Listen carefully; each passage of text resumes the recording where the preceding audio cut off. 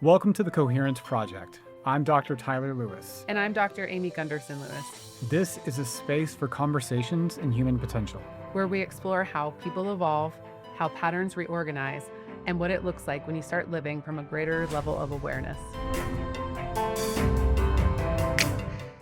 So people come in, they say, I want change. They say, I want to heal. What do you think people actually mean by that? You know, a lot of different things.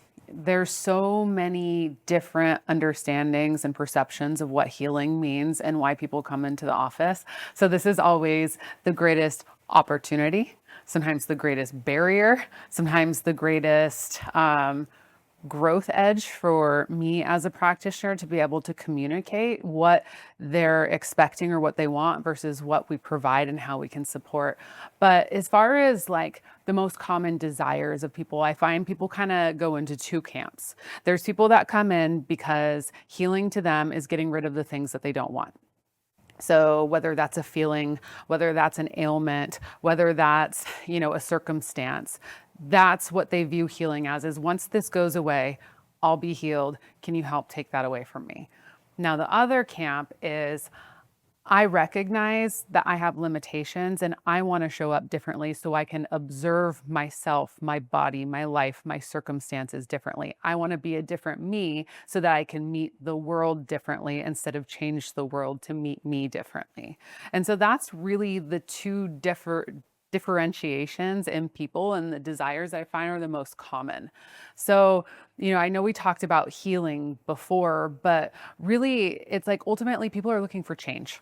That's why they come in. They're looking for change, and change just means something really different to people. What have you found working with people are the most common reasons why people are either looking for change or saying that they want to heal? Like consciously, where are you finding people at?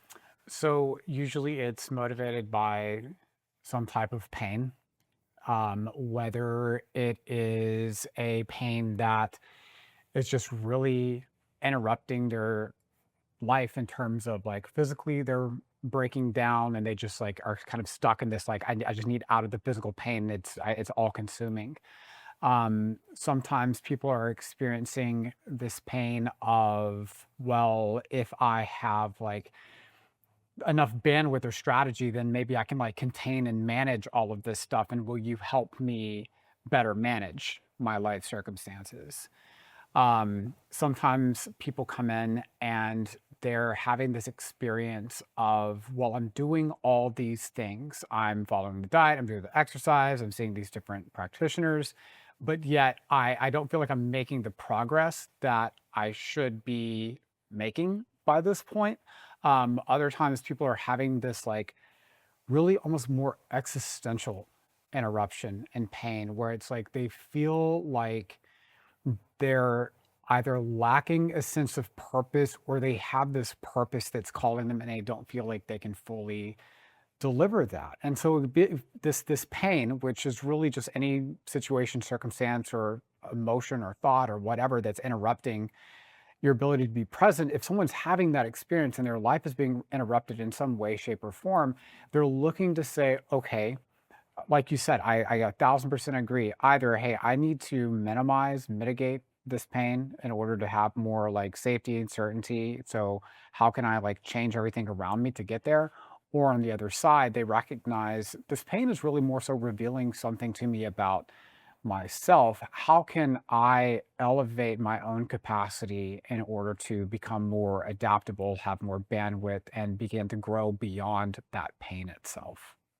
Okay, so of all these types of people, do you find that there's one type that tend to be more open to change or have greater progress in For sure. healing and shifting? Yeah, for sure. And honestly, it usually happens. It's like you have people who sometimes will like try all the things, and then there's this humbling moment where you recognize that you are the common denominator in all of the challenges. And so rather than hoping and wishing for something outside, the power to be outside to help influence and make you better, it's those people who have the greatest success and create the biggest changes with the most momentum are the ones who say, I'm willing to be accountable to myself. I'm willing to be accountable to my awareness. I'm willing to be accountable and do everything that I can in my power to make positive change and take positive action in my own life and be with whatever that reveals because I recognize this is really about me in this circumstances. I'm the greatest limiting factor in my life. And it's for those people who like have that level of humility and are willing to engage in that way, like, oh my God, they realize like something more takes over because now they're in, a greater state of like surrender or, and willing to be more present to the experience versus trying to like manage the experience. Right. And I think that's really what it is. It's like people say that they want change, but they don't want to change. And that's difficult. And that's really, I have people ask me all the time. It's like, why do people get stuck? Why do some people get stuck and others don't? And I think that's what it really comes down to. It's like, how willing are you to surrender to knowing yourself differently? To letting go of things you've identified with, to seeing things that you've avoided and being with discomfort. We have some incredible people that have come through the office, and they were originally in that first example of, hey, I want change, but I don't want to change. So they would come in and it's like, okay, I need the environment to be exactly as I need it. Like if you have music on that I don't like, then I need you to turn it down or turn it off. I can't use your covers that you put on the tables. I have to bring my own. And then we see as they get more resourceful in their nervous system and they come out of survival, all of a sudden something shifts and they recognize that point that you're talking about, like, hold on. Maybe what I've been doing is just managing, and maybe I want more than this, and maybe I'm the common denominator, and maybe the discomfort that I've been avoiding is actually the doorway to a bigger, greater, more expansive life. Or you have the people that continually want to manage their environment and to control and to keep things a way that keeps them comfortable. And then that's really the limitation. So it really comes down to intention.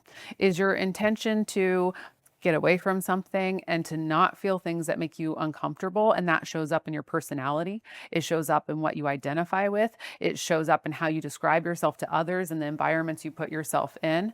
Or is your motivation because you want a bigger life? You want to be a part of more. You want to experience more of yourself. So you're willing to take off these masks and personalities and even step outside roles you know yourself in order to really experience you and to be more resourceful and more connected. It's two different worlds. So I want to explore that because that's a big differential. It's a completely different paradigm in terms of how the two types of people are viewing their life, viewing their circumstances. And so I want to start with looking at those who say they want change, but it's really they're wanting comfort. They're wanting certainty. What is it that is driving that motivation? Just not to make it wrong, but it's just a part of the process. Like what's really going on there that makes somebody crave certainty and comfort versus actual change? There's a few things. Like we can talk about it on nervous system level. Okay. It's like, okay, when people are in survival, they have limited energy resources, then everything feels like a threat to that survival. And so they need to downsize their life. They need to minimize everything. They need to control. They're hyper vigilant. And so it's like, okay, that's part of it. But then another thing I hear people say all the time is they want to feel safe. And, I've been thinking about it and it's not really safety. Like, are you truly unsafe or is it that you want to be comfortable? And that's kind of the addiction. It's addiction to comfort. And so anything that's uncomfortable now is like programmed as this isn't safe. It's going to kill me. It's a threat to my survival, but it's not your physical survival. It's the survival of the how you've identified. It's a survival of whatever mask you're wearing, of whatever role you're in, whatever personality trait you have. And so now it feels unsafe. And so those are different things. There's seasons, right? Change doesn't always, we're not always in transformation season. There's a time for everything. But there's a difference between being in survival and it not being the time for change versus not being open to change because you're trying to protect some way of knowing yourself. So it's really about like, okay, can you acknowledge the rhythm that's present? And is change, I like what I'm hearing, what you're saying is there's a change away from, Yes. like I'm looking to change away from a difficult pattern or Yes. circumstance. And so it's really not about creating, again, personal change. It's really looking for environmental change. But at the same time, what that's indicating, if that's survival, is that there is a need for, in that case, safety, meaning that my physical capacity, my bandwidth, I'm in a state of self-preservation And right that's now. actual safety. Yeah. Yeah. Like, is your life actually in jeopardy? Right. Is there some type of breakdown that's happening? It could be in your body, it could be in your relationship, it could be in your business. That would be a perfectly appropriate time for survival strategies and safety to come online.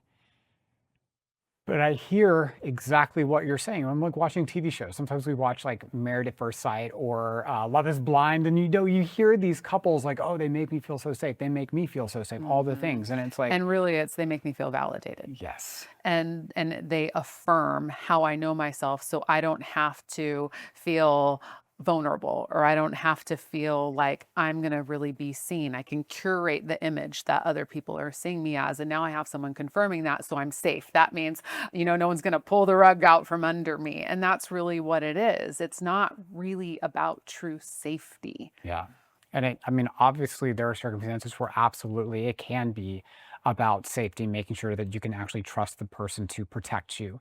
Like I remember there was a conversation that you and I had a while back. It was really about looking at safety within, our relationship. And there were certain things that you needed to feel from me to make sure that I was there as, your husband and partner to be in a state that can help create a safe environment that allows you to relax. It allows your nervous system to say, my needs are met. You can protect me. You can help like provide. You can help support me in all the ways that allow me to, go from a like hypervigilant state to like where I feel like it can actually be present and relax. And there's nuance to that because Yeah, there's biology, right? As absolutely. masculine energy and then feminine energy. Yeah. It's like, yeah, the masculine protects, the masculine provides. There's like basic things as far as you're stronger than me and just primal stuff that, your nervous system's always looking for.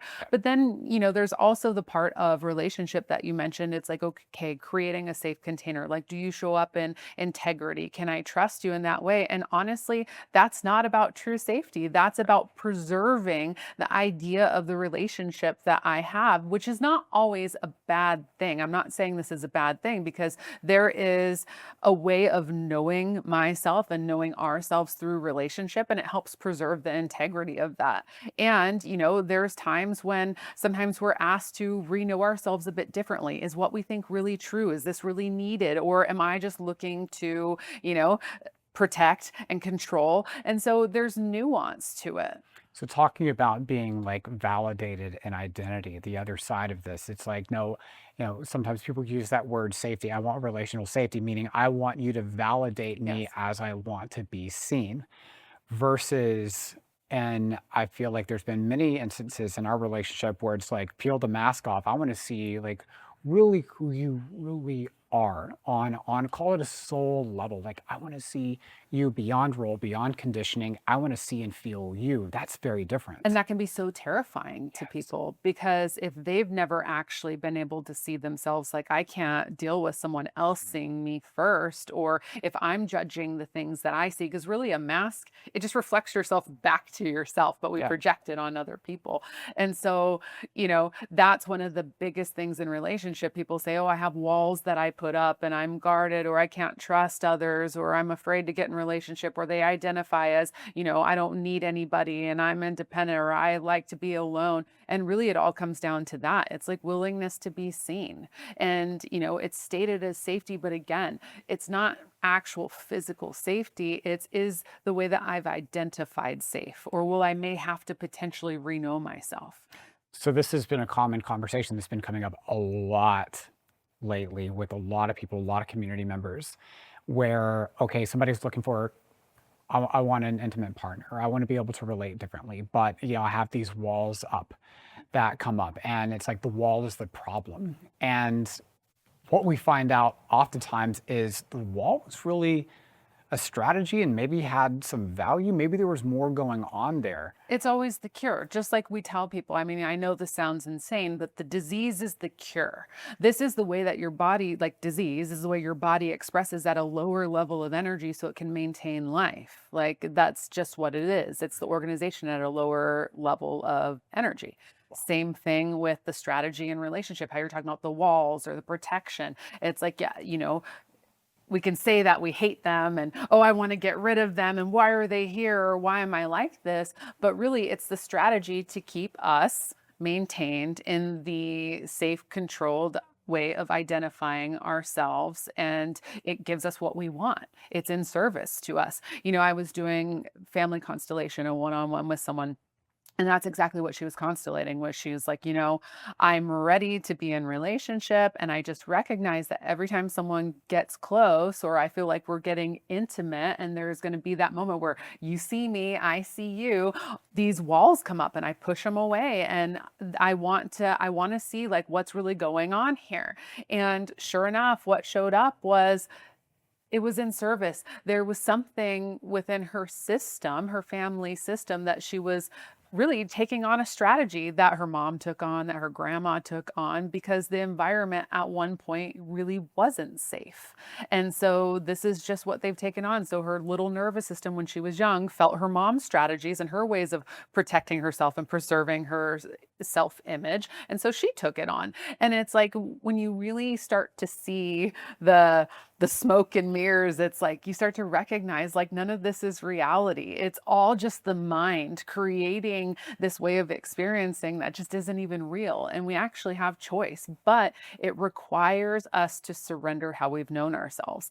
And that's really just that's the biggest point. It's the biggest sticking point for people between why do I keep getting stuck in patterns versus transcending them and gaining wisdom from that experience and moving on. And, it's like, okay, why does that happen? Why are people so resistant to surrendering that? Why? And it's like, well, one, that mask, that way of knowing yourself, that personality trait, that identification, it kept me safe. It kept me validated. It really kept me certain. So it kept Wow. stability in my life. But too much stability over time becomes a chronic issue. That's where chronic disease comes from. Too much stability in the body over time becomes rigidity. And then you have chronic disease that happens. And so same thing in the personality and the way that we identify, because that's not really who we are. We know ourselves through having new experiences. And if we're not willing to have new experiences, there's not going to be any growth. And so that's one reason why people don't want to relinquish the mask or surrender to, uncertainty.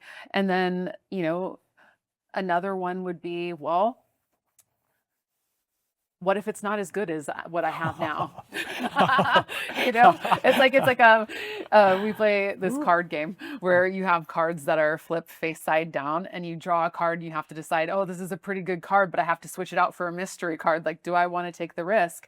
And that's a genuine concern for people. It's like, okay, well, if I notice that I'm feeling a lot of pain fitting myself into this role at my job that just doesn't feel like it fits with me, and I just don't really feel like I can give my gifts there. I don't really feel like I can express and serve there. But at the same time, like if I let go of it, what if it's like I'm doomed to have something worse? And it's like, where does that fear come from? Wow. I'm just having so many epiphanies as you're saying all of this stuff. It's like, okay, all right.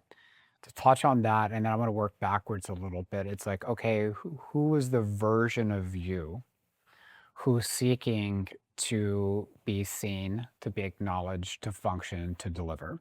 And if it's the one that is identified as the mask, then the choices and options are going to be like whatever's going to preserve the mask. If it's on the other side of that, it's like I want to be seen and experienced and serve in what's most authentic and ready for me.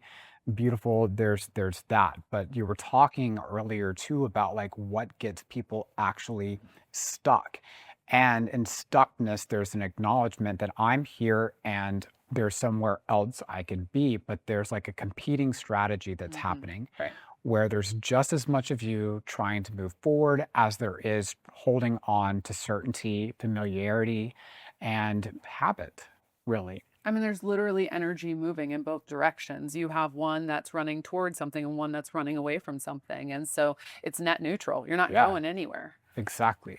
And so it's like, okay, I'm looking at that on a physical level because that's huge. Like how wild it is to say the disease is the cure. Let's assume that your body, to look at this on a physical level, is highly intelligent. We talked about this before. It's a highly intelligent, beautiful, organized system of trillions of cells and tissues all working together to keep you alive. Why would it choose to have something break down? What if, let's assuming that it's intelligent, what if that breakdown allowed energy to be pulled and sent to another area of your body and being that allowed you to persist, to stay alive?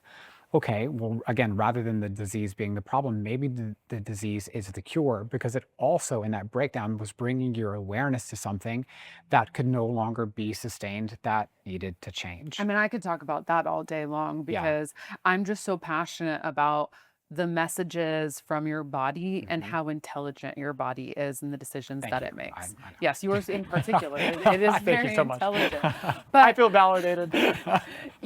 that's been one of the most fascinating and exciting parts of my own experience with healing is like really recognizing that our bodies are just what we experience life through. And as we have different experiences, if we pay attention to how our body responds, it's like it's always giving feedback as to what's aligned, where we're in integrity, where we're moving away, where we're going towards something. And it's so amazing. And so, we won't go off on that side Yeah. tangent today because I think I could talk about Yeah, that for absolutely. Yep. hours. But you're exactly right.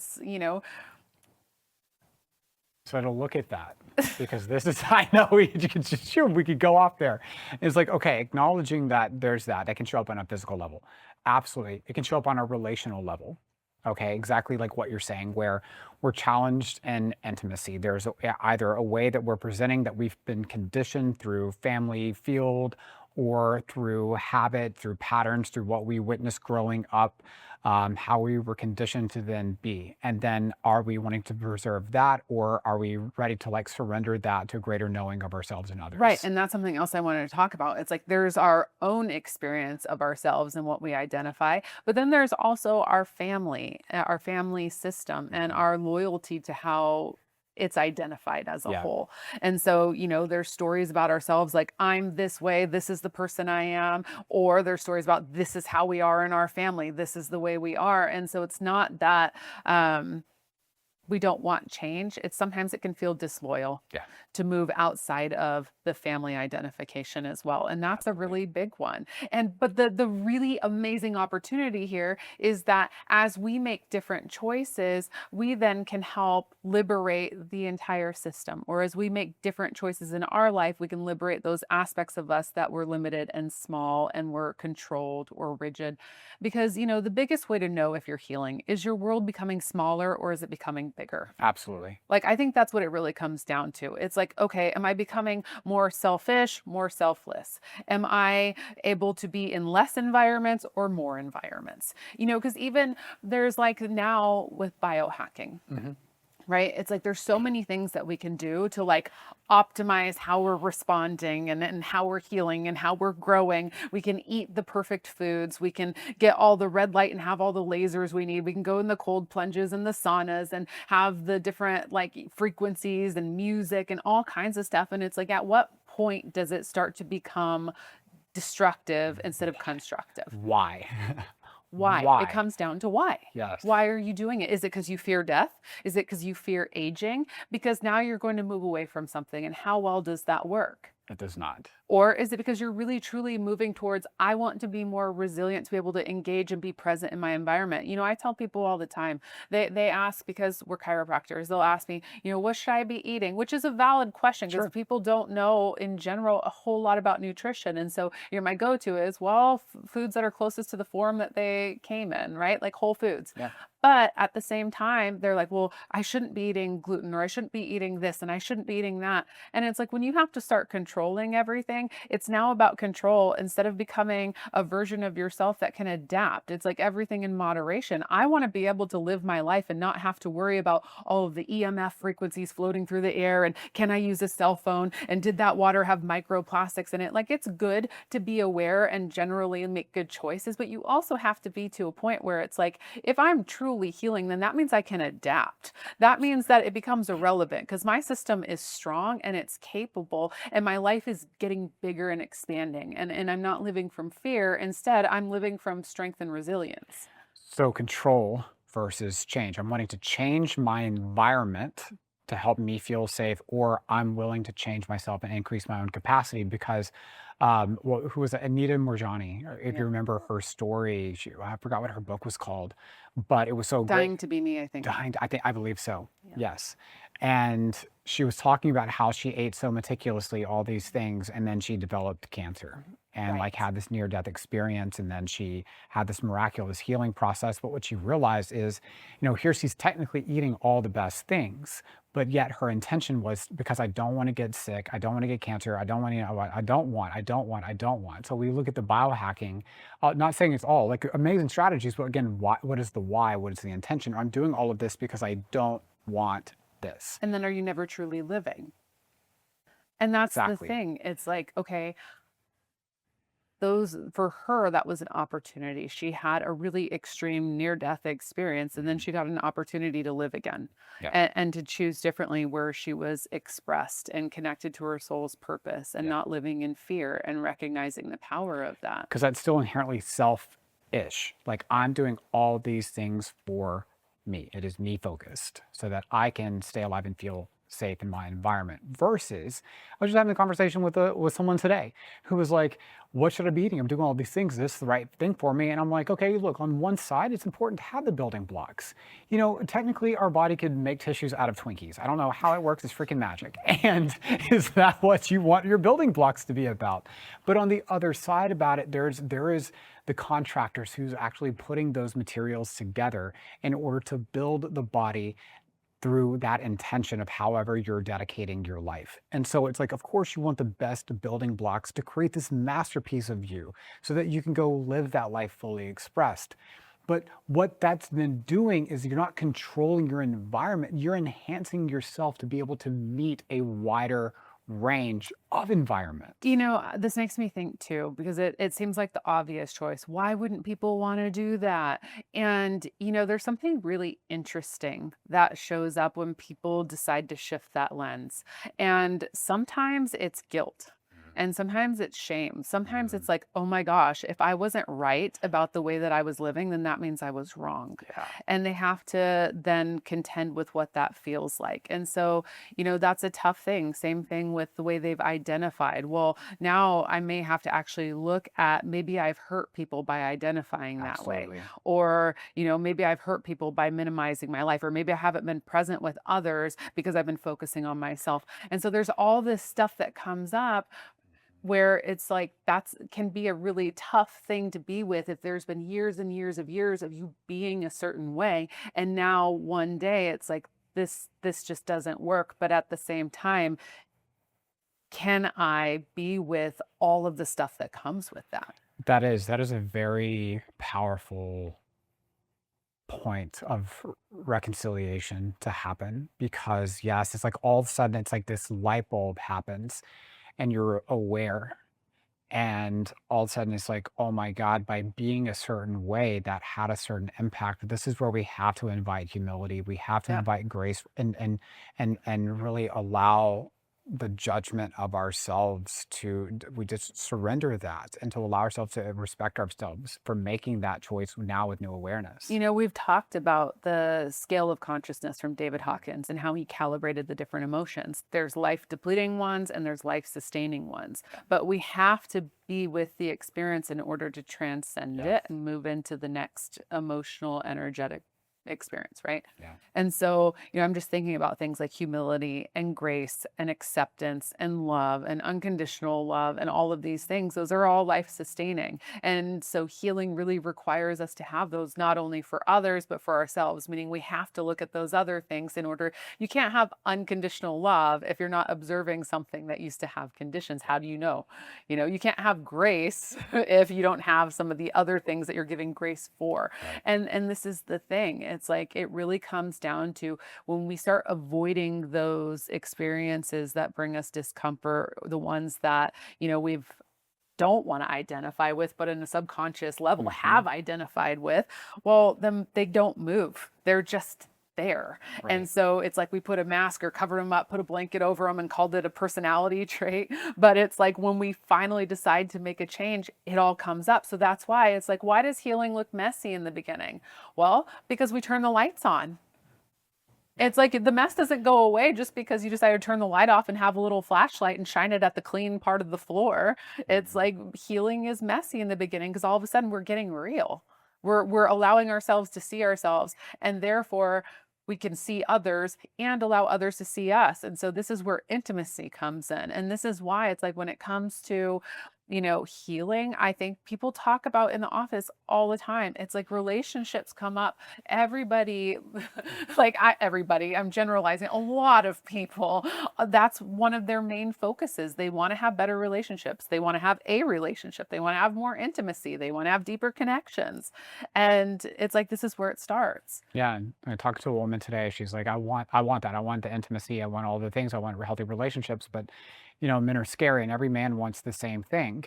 And it's just every man that I talk to, they want more than what I want in that relationship, and I can't do it. And I just ask her, I'm like, okay, well, who's the common denominator in all those relationships? And it's interesting when there is generalizations like that. It's like, okay, are they really all scary, or have you not set boundaries and you don't Mhm. trust yourself? Is it so Yeah. much that you can't trust them, or is it that you can't trust yourself? And that goes to the internal versus external environment. And are you trying to control? So we judge and project, or being accountable and looking at starting to flip on all the lights and realize, okay, this is the way things have been in terms of how I've been operating, and the pain has really been there to one, get me to turn on the lights. It's like in that analogy, if I'm walking through the house and I'm bumping into furniture and stepping on Legos, it's like that's going to be really annoying. But is that the problem? No. If I turn on the lights, now I finally have the power and autonomy and agency to choose how do I want to actually begin to navigate this. Now I can start cleaning up the floors and rearranging the furniture the way that would be most effective for this space. And it's like that, then we get to do that. But there's the energy investment period. Yeah. So I think a lot of times people talk about like this whole process of waking up. Like I want to wake up. Okay, great. Waking up is the first thing you do in the morning, and then you got to get out of bed and you have to go about your day being awake. So again, the lights are on. Now, how are you choosing to navigate it? And so then it becomes, all right, well, now that I'm engaging in my life in this way, am I doing so that seeking greater like comfort, validation, survival, or now can I have the opportunity to help create a more empowered, impactful space and begin to actually serve others? And our shift focuses, because if we're going to be able to get out there and serve others, we have to be, that's going to be very uncomfortable. We're going to Yeah. be challenged in novel ways. I know you brought up something good about like people wanting to wake up. They want to be enlightened. They want to raise their consciousness. But in concept, Mm, it's like, I just want to go to what feels good. I want to yes. feel special. I want to go to what feels good. I want to go somewhere where the bad doesn't exist, right? There's a I polarity want to there. surround myself with people who agree with everything that I think and Exactly. say. And so it's like, some people that are like, well, I just can only be in peaceful environments. And it's like, okay, is that true? Is it a peaceful environment or is it a controlled one? Because you don't truly have peace if you can't find peace in any moment.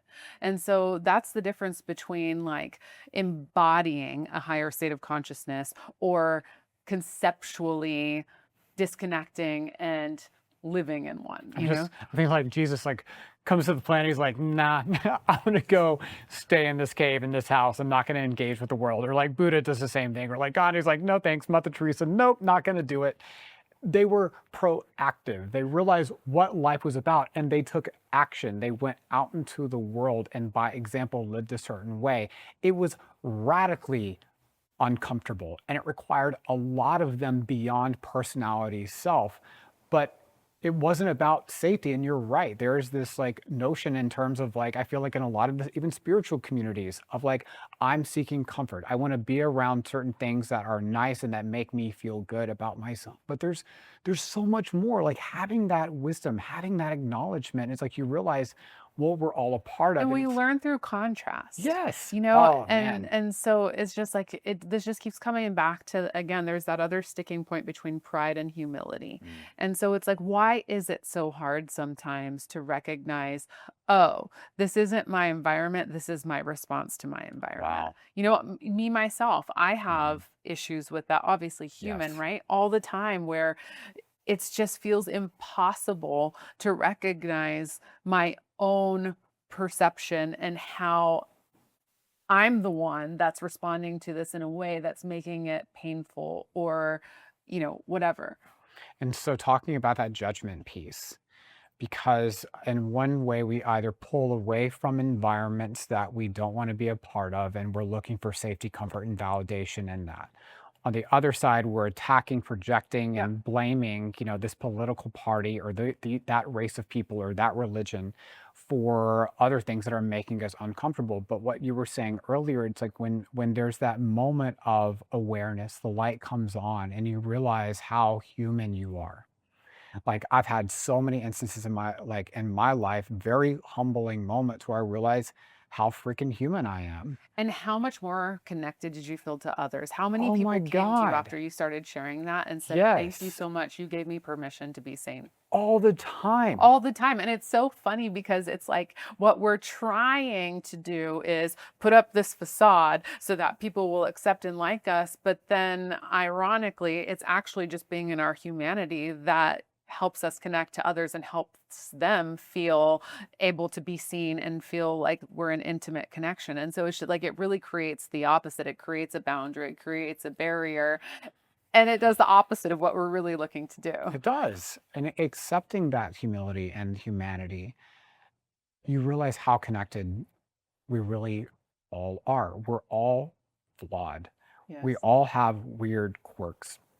We come from families who've been through stuff. We have ambitions and wants and desires moving forward. And when the time comes, what are we choosing? Again, to get back to this moment of change, because we as human beings are such beautiful and chaotic and incredible beings here on this planet, which have this awareness and hopefully self awareness to begin to reflect and see how we're navigating life. And it requires a lot. It requires a lot of us to be able to stay accountable to that. Because, of course, there's moments, we all have them. Like talking about polarity. Yeah, I get like charged and polarized about stuff all the time. But I recognize in those moments when I'm feeling that charge that this is a me thing. This Okay. is my own projection or rejection or judgment. Judgment. Yeah, it comes down to judgment because judgment separates right from wrong, good from bad, so that we can be in our safe container. And that's what it is. So we don't have to be uncomfortable. So we don't have to change. So we don't have to self reflect. So we don't have to give grace. So we don't have to forgive. So we don't have to be in unconditional love. It's like judgment. Judgment is what gets us all of that. And so that's something really powerful to pay attention to. It's like, where are we judging something instead of just being present, being with the experience? No matter what experience it just is. Mhm. So I think about this. It's like sometimes I find people like will resist, resist, resist until inevitably some type of crisis happens, which Yeah. that crisis is a point of saying change is going to happen. I mean, it's funny. We were just talking about this morning. It's like, okay, why do some people choose crisis? Well, because they haven't chosen anything else, because life always wants to grow, change, and evolve. Yes. So we can consciously be on board with that and choose discomfort and choose change for ourselves, or life is going to give it to us in other ways, which sometimes is crisis. And so, our office is looking, or used to look out on a busy Oh my freeway. Now we gosh. have a tree view. But, Yes. anyways, right where you can get on the freeway and off the freeway. For some reason in Texas, they decided to make it the same spot. And there's this little tiny A triangle of a divider divider between the between the on ramp and the two. off ramp. Yeah, And so people that don't decide, they just go right into that divider. And the amount of times that happens is insane when you're actually in a place where you can see it every single day. And it's like these are people that just couldn't decide. Do I go left? Do I go right? Do I left, right? Ah, middle. Boom. And it's like, it's wild because again, it's like, it didn't have to get to that point. no, You could have just chose. right. But, it's like even choosing, making a choice. It can be scary if we Yes. want to have control and we want to have certainty and it has to be perfect. And we're thinking about what is everyone going to think about the choices I make? And is it the perfect decision? Instead of just being in the experience, choosing change because it's inevitable and just being present and being, there for the opportunity that presents itself. And there's something huge about the choice to engage with change, to actually make a choice for change. Yes. Like, and what if you choose wrong? Oh no. Wow. But then you find out that, okay, that choice led to this consequence, and then you get to learn from And it. there's really no wrong choices. Yeah. It's like, you learn from them. Yep. Like, okay, there's choices that create greater outcomes for you, yourself, others, they're, and in a way of service. And then there's choices that you make that take and create breakdown. And then it's just like, okay, now you make another choice and we all learn and we move on. Exactly. It's like we can want and think that if that this thing happens in our environment, then we're going to be liberated and free. But then you look at people who win the lottery. They won the lottery. They wanted something. That's why they bought the ticket. Okay. There was a part of them that conceptually was like, well, if I had these millions of dollars, my life is going to be radically different and better. Then all of a sudden they get it. The research shows that a vast majority of them end up worse off than they were before they ever won because it's such a mismatch to their identity. Because, okay, you have all this money now, it's going to take care of your problems, but who is the you who's now navigating that energy, who's now navigating that money? And it's just revealing more of what was already there. It's like, do you have the professionals to help you manage the money, the accounts? How are you investing? How are Have you you not? identified as not being smart enough to do those things? Or now you're going to be visible? Oh my Or, God, there's so many things that it can bring up because it can absolutely. be really confusing where it's like, I consciously want this thing, yet something in me is not allowing for it. And it's like, that's that subconscious Yes. programming in the way that we've identified in so many different ways. So when we make the choice for change, we know that voice is going to come up. That's why it's change. We've never been there before. It's unfamiliar. It's novel. Of course, it's going to bring up uncertainty. It's a Right. part of it. It's like as simple as like water boiling. It's like you just have water and then energy gets introduced and something starts to happen. It starts to bubble. It starts to like become chaotic. And it's like, okay, we could say, nope, too much. I don't want to know where this is going next. Or, turn up the heat, energy keeps going and it turns into steam, but it had to completely re-identify from water to steam. And it's like, it really requires us to be okay with uncertainty. Like we're not going anywhere new if we're going somewhere we've known before. And that really requires trust in life. And I think it comes back to it's like those people that have concerns. Well, what if it's not greater on the other side? And it's like, okay, well, that's a part of you that really needs to be paid attention to. That's a part that needs to heal because life always reorganizes for the better. And the more that you trust in that, you really start to believe that. Like something in my life, I talked about before, I had OCD because I was so terrified that life was against me, that it was going to be hurtful to me and everybody I love and know, and that life was not benevolent.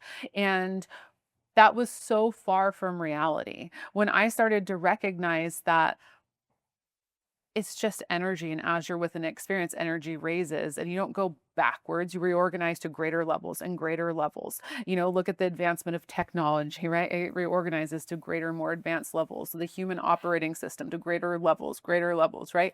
And so you just watch life reorganize and it does. It's there to support evolution. And so that's a whole nother topic, Yeah. but it really comes down to, do you trust life? Exactly. And it's like, yes, you're right. We in our pursuit of helping create a different environment, we've created so many amazing technologies. It's the environment that we get to live in, and so our survival and basic needs are being met. I mean, now even look at the advancement of AI.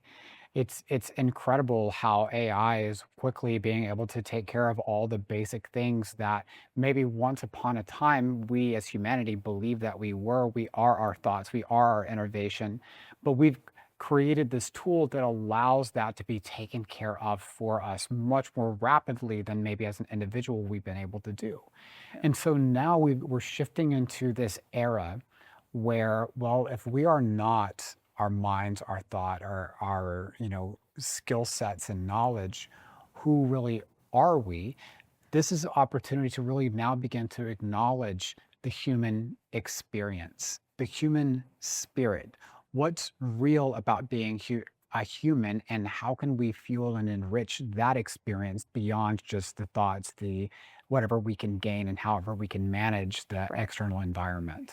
Right. And, just like we talked about on the last episode with research on consciousness and spirituality, how it's like people started to grow and evolve beyond where they've been once they started to acknowledge that there's something larger than themselves, a Exactly. greater power, however you look at that. But this is forcing humanity to get to that point where it's like, Absolutely. okay, what's beyond us and what's supporting us? And then once you're plugged into that, that's where you start to get to know this reorganizing intelligence that reorganizes for the better and we trust life and we're carried.